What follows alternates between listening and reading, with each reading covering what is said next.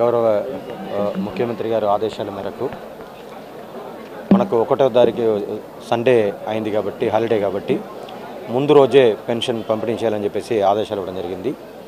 So ఆ ఆదేశాల మేరకు ఈరోజు మార్నింగ్ దాదాపు 6 గంటల నుంచే మా పెన్షన్ డిస్బర్స్మెంట్ ఫంక్షనరీస్ అందరం కూడా ఇంటింటికి వెళ్ళి ఎవరైతే పెన్షన్దారులు ఉన్నారో వాళ్ళకి ఓల్డేజ్ పెన్షన్ అయితే 4,000 రూపాయలు, విడో పెన్షన్ అయితే 4,000 రూపాయలు, డిసేబుల్డ్ పెన్షన్ అయితే 6,000 రూపాయలు, కిడ్నీ ఫెయిలియర్ పేషెంట్ అయితే 10,000 రూపాయలు, ఫుల్ డిసేబిలిటీ అయితే 15,000 రూపాయలు. సో ఈ రకంగా పంపిణీచడం జరుగుతుంది. ఇప్పుడు దాకా ఈ టైంకి మనకు దాదాపు 12 గంటలు ఆగిపోతుంది. ఈ టైంకే దాదాపు 56 లక్షల పైన ఉన్న పెన్షన్దారులకి ఆల్రెడీ పంపిణీ పూర్తి అయింది. దాదాపు 88% ఆఫ్ పెన్షన్ వచ్చేసి డిస్బర్స్మెంట్ కంప్లీట్ అయింది. సో మార్నింగ్ నుంచి అన్ని జిల్లాల్లో బాగా మా పెన్షన్ డిస్బర్స్మెంట్ ఫంక్షనరీస్ కలెక్టర్ల ఆధ్వర్యంలో ఈ పెన్షన్ డిస్బర్స్మెంట్ అనేది చేస్తున్నారు. దీంట్లో ముఖ్యంగా రాష్ట్ర వ్యాప్తంగా చూస్తే అనంతపురం జిల్లా దాదాపు 93% కంప్లీట్ అయ్యి వాళ్ళు టాపర్గా ఉన్నారు. సో స్టేట్లో అనంతపురం జిల్లా ఎక్కడైతే గౌరవ ముఖ్యమంత్రి గారు రాబోతున్నారో ఈ పేదల సేవల కార్యక్రమంలో పాల్గొనబోతున్నారో ఆ జిల్లాలో 93% ఇప్పటికే కంప్లీట్ అయింది.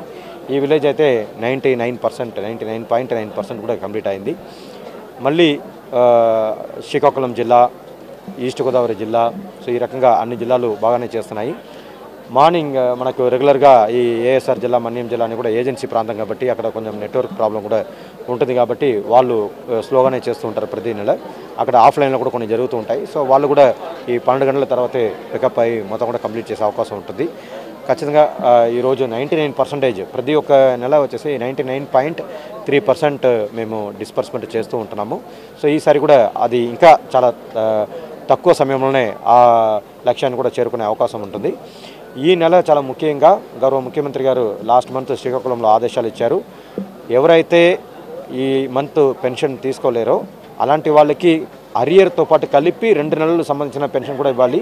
ఒకవేళ 3 నెలలు తీసుకపోతే 3 నెలలకు సంబంధించిన పెన్షన్ కూడా ఇవ్వాలని చెప్పేసి ఆదేశాలు ఇచ్చారు. అది కూడా మేము సర్కులర్ రూపంలో ఇవ్వడం జరిగింది. సో అది కూడా ఈ రోజుకి 21,400 మందికి 2 months పెన్షన్ కలిపి ఇస్తున్నాము. అంటే లాస్ట్ మంత్ ఎవరైతే తీసుకోలేదో వాళ్ళకి ఆ మంత్ కలిపి ఈ మంత్ కలిపి 2 నెలల పెన్షన్ 8,000 రూపాయలు కానీ, లేకపోతే 12,000 రూపాయలు కానీ, లేకపోతే 30,000 రూపాయలు, లేకపోతే 20,000 రూపాయలు కానీ వాళ్ళు ఆ టైప్ ఆఫ్ పెన్షన్ పెట్టి వాళ్ళకి ఇవ్వడం జరుగుతుంది.